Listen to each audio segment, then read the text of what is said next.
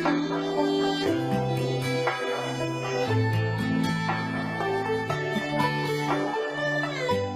аймгийн Алтан булаг сумын Алтан нутгийн залуус 2019 залуучуудын баяр 2019 оны 7 дугаар сарын 25-26-ны өдрүүдэд Төрлөх нутаг Алтан булаг суманда зохион байгуулагдах гэж байна. Баярын хүрээнд лектор Банцэрэнгийн өнөөгийн нийгэмдэх залуучуудын оролцоо сэдвд лекц, шинэ спорт заалны нээлт, үндэсний бүхийн барилдаа, сагсан бөмбөгийн тэмцээн, ширээний теннисний тэмцээн, дартсны тэмцээн болохоос гадна үжийн цэнгүүндээ морин саатаж караоке тэмцээнд оролцоорой. Эд хаваа гайхуулж морин дэг дээр хямран сэргээж явдаг ирчүү та бүхнийг 26-ны өдөр зохиогдох 90 хямр адуучин тэмцээнд урьж байна. Унсан газар угаасан усаа дээдлэн шүтдэг нутгийн залуус та бүхнийг хүрэлцэн эрхийг урьж байна.